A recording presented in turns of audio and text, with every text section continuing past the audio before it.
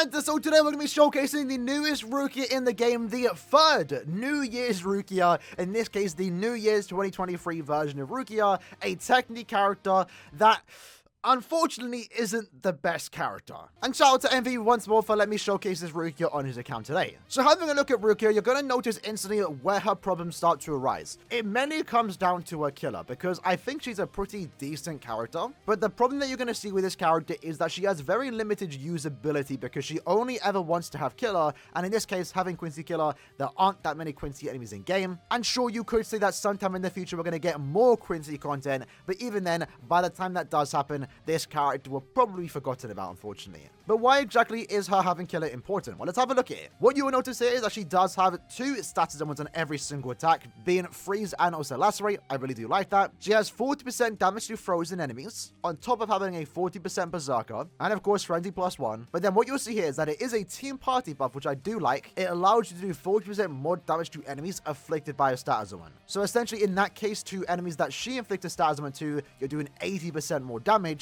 And to go alongside that for bonus abilities, we've given her 40% more damage to lacerated enemies. So in this case, when we do inflict this status element, we're going to be hitting quite hard. And for a mid-buff character, I guess the damage numbers when you do inflict a status element is quite impressive. But to round up this character, what she then does have is an increased chance to inflict status elements against speed attribute Quincy's. This is where the problem comes, because if she had that against any speed character, she would be usable when she doesn't have killer, but since she has this particular skill only for Quincy enemies, it basically means that realistically, when you use her, you only want to use her against Quincy enemies. And as I already mentioned, very rarely does that ever come around. Alongside that, she also does have weakened defense, which I do like, but you're not really going to take her that much into epic grade content, so it's kind of like, why does she have it? But I guess a nice combo you can do with this particular character is actually combo her with the Spirit's Off and with Toshiro. They both can be used in epic grades right now, and they both can actually be used in the Quincy, Sternritter, Squad Zero, Human Guild quests. And in this case, her team buff, while she might not be the best side, she is then allowing Toshiro to do 40% more damage. So I guess she has that going for her. But with that said, let's jump into some content and see how she actually does perform. So I do want to start off the showcase just pointing out that she has some really cool visuals. I actually really like this character's visuals. Maybe that might not be a reason to use it, but I think if you are a Rukia fan, you're definitely going to be happy to play around with this character. Like, that's the main thing about these characters, especially these mid-month seasonal characters that aren't traditionally anything super OP.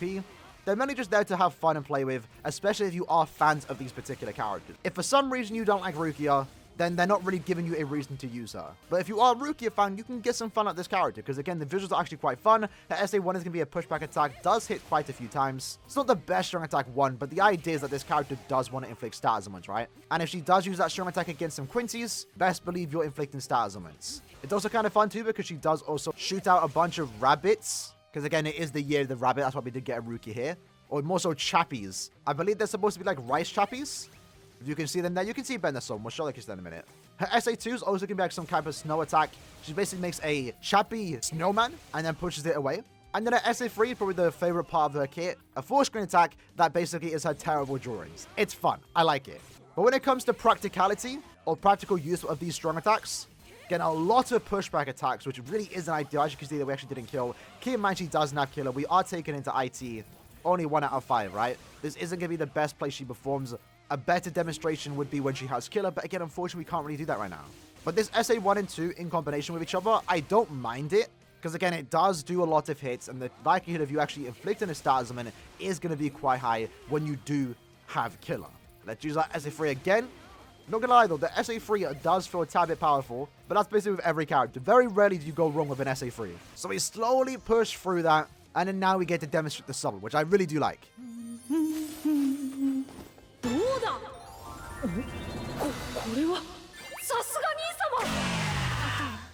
It's a fun summon. I really do like it. And that's her end pose. That's kind of cute. Again, this character's cute. That's all I can really say about her, to be fair. She's nothing super crazy, but she's fun, I guess, to play around with if you are a Rukia fan. The summon was fun. It's nice seeing Rukia have that little face on her. And then we get a guest appearance of Byakuya, the New Year's version that came out 7 years ago at this point. And he made a massive ambassador seaweed snowman. It's cute. It's fun. I like it when they do stuff like that. But like I said, as fun as a character can be, unfortunately, when you don't have good gameplay, it's a tad bit lackluster. Like this right here, we actually are clearing relatively slow. Again, you don't really ever want to use it in IT when she doesn't have killer, and this whole character is based around being with killer, and that's again the biggest problem about her. She wants to inflict status amounts, but she's only going to have an easy time doing that against Quincy enemies. And very rarely are you ever going to see Quincy enemies, and I kind of don't like this playstyle. I thought I liked it when CN came out, because CN's a very similar character. CN getting most of his damage after inflicting status amounts, but he has more ways to inflict a status amount, and at least in his case, he isn't restricted to only having killer. He will always have an increased chance to do so, and with 4 CNs in the lobby, everyone's inflicting status amounts, and everyone's doing more damage to said afflicted enemies with status amounts. So with CN's case, you can kind of get the pass. In Rukia's case, though, not so much. Especially because I feel like this character is maybe missing a spiritual pressure boost. I'd rather just have characters get spiritual pressure boost than get this Rukia or CN's treatment where they do more damage to enemies that are afflicted by a status ailment. It's much better just to get a massive buff after inflicting a status ailment that will then affect multiple ways of enemies that you can't inflict a status ailment against. Having the SP boost would have made her a tad bit more usable here, because at the very least when she doesn't have killer, or when she can't consistently inflict status ailments, she would then be a tad bit more usable. But once more, getting into the final room, we get to use our soul bomb again, which I'm not going to skip because I do like the soul bomb. Look how happy she is, bro. And then Bass, like, and then Byakuya not saying anything and just standing there like, bro is showing up, but he's trying not to show up. It's Byakuya and not show up. But there we go. Was that run any quicker? 2 minutes on the slower side. You know, comparing it to Ichigo, who didn't have killer, who has more consistent damage. He was able to get a clay time in like, what, 1 minute and 30 seconds. That's kind of in line with most characters when they don't have status ailments. A 2-minute clay time definitely is on the lower sides. Next up, though, let's try the character in it to epic raids, where keep in mind she currently is a bonus, and I guess this is where you're going to get a good place from her, mainly just because she's kind of piggybacking off the other characters. Remember, in this case, we actually can use our soul bomb, apply weakened defense, that will allow our team to do more damage, and most importantly, everyone here is doing 40% more damage to enemies that are afflicted by status ailments. So this goes for Retsu and also Toshiro, 2 other bonus characters, and in a way, it just allows them to also hit a tad bit harder. That's basically like the good thing about it in Epic Raid right now. Just for bonus purposes, you know, after this Epic Raid in 2 weeks' time, you're not really going to see it be used in Epic Raids, especially because she isn't a Link's character, or when she isn't going to be a bonus. But a 14-second clear time, and I guess with the help of this Rukia, we've probably cleared around 4 seconds faster, maybe, who knows? But the weakened defense helps, and I guess the 40% more damage was nice too. That allowed both Retsu and Toshiro to hit harder, so she has that going for her. I'm trying to look at some of the good things about her. Jumping into our final run, though, let's just try another Epic Raid run and see how it does go. In this case, we have 4 Retsus, and we have a random Renji. But since we have a 200% bonus, we are going for a bonus run here. Will allow the person to stay in. And I'm going to use my Storm in second phase to apply the weakened defense. That allows us to do 30% more damage. And for a brief second, 40% more additional damage because we are applying, you know, status ailments.